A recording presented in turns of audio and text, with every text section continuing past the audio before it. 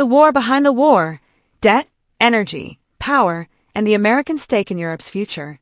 At gatherings like the Munich Security Conference, the public language is about solidarity and resilience. But behind closed doors, policymakers are wrestling with a far more complex reality. This war is no longer just a military contest between Russia and Ukraine. It is an economic war, a debt-financed survival effort, an energy realignment, and a stress test of Western political cohesion, including that of the United States. To understand what's really unfolding, we need to zoom out. 1. Russia, a war economy running hot and narrow. Russia did not collapse under sanctions.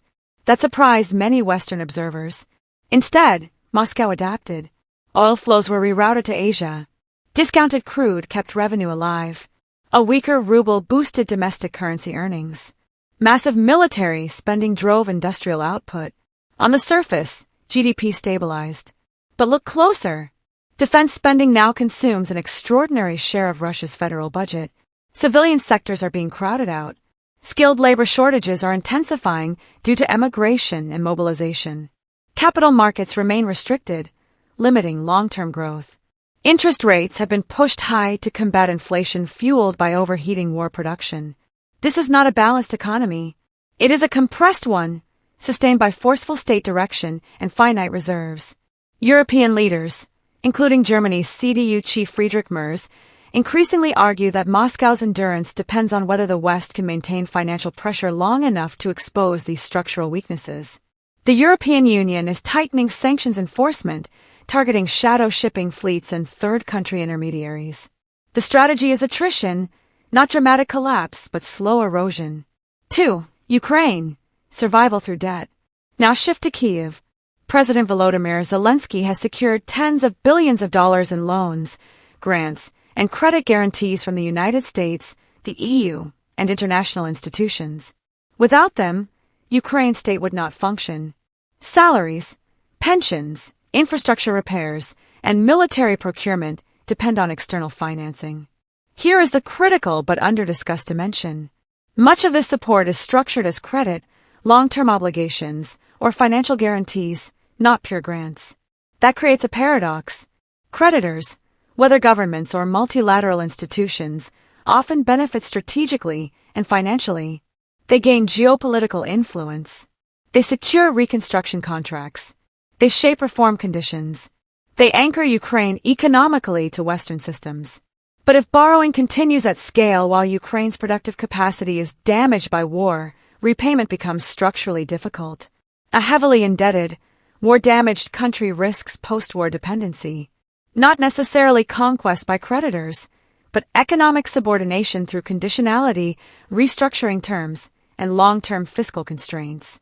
If Kyiv continues accumulating obligations without restoring export capacity and industrial output, the post-war landscape could look like this. Deep austerity requirements, privatization pressure, foreign asset penetration, limited fiscal sovereignty. The danger is not military annihilation by creditors, it is economic suffocation through debt overhang. And yet, without credit, Ukraine collapses immediately. This is the trap of wartime finance. 3. Europe, strategic awakening under uncertainty. Europe's calculation has changed fundamentally. The war exposed the fragility of energy dependence on Russia. Germany pivoted away from Russian gas with stunning speed. Defense budgets are rising across NATO. Arms production is scaling. But there is another factor: American political uncertainty. During his presidency, Donald Trump repeatedly questioned NATO commitments and burden-sharing arrangements.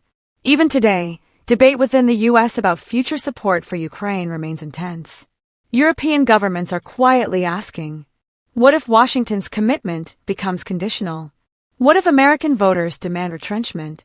That possibility is accelerating European defense integration, not as rejection of the U.S., but as insurance against unpredictability. 4. The interwoven system. These dynamics are not separate. They feed each other.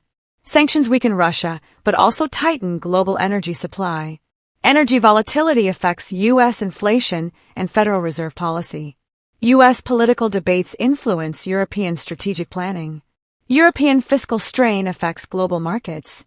Ukrainian debt accumulation shapes post-war power distribution. Russian economic erosion affects global commodity flows. This is a networked conflict. There is no isolated arena. 5. What this means for the average American. This is not abstract geopolitics. Energy and inflation. Global oil pricing is interconnected. Tighter sanctions or Russian export shocks can move prices at American gas stations within weeks. Energy feeds into food costs, transportation, and manufacturing. Interest rates. If geopolitical instability drives commodity volatility, inflation expectations shift. The Federal Reserve responds. Mortgage rates respond. Small business credit tightens. Federal spending trade-offs. Aid packages to Ukraine and expanded NATO commitments shape U.S. budget priorities. Defense spending competes with domestic programs. Deficit debates intensify. Industrial policy. Geopolitical fragmentation is reshaping supply chains. That can mean more U.S. manufacturing incentives, but also higher production costs and trade friction. Long-term strategic costs. If Ukraine emerges deeply indebted and economically constrained, reconstruction will require continued Western involvement, potentially including U.S. taxpayer participation. If Russia weakens significantly, instability inside a nuclear-armed state becomes a separate strategic risk. If Western unity fractures, deterrence norms weaken globally. 6. The core strategic question. This war is no longer only about territory. It is about endurance. Can Russia sustain a militarized economy without hollowing out its long-term viability? Can Ukraine avoid debt dependency while surviving militarily? Can Europe build autonomy without fracturing transatlantic unity? Can the United States maintain consistent strategic direction through electoral cycles? The answers are interconnected. 7. The neuron-activating reality. Here is the uncomfortable truth. There is no clean outcome. Economic pressure works slowly and imperfectly. Debt saves Ukraine but risks long-term constraint.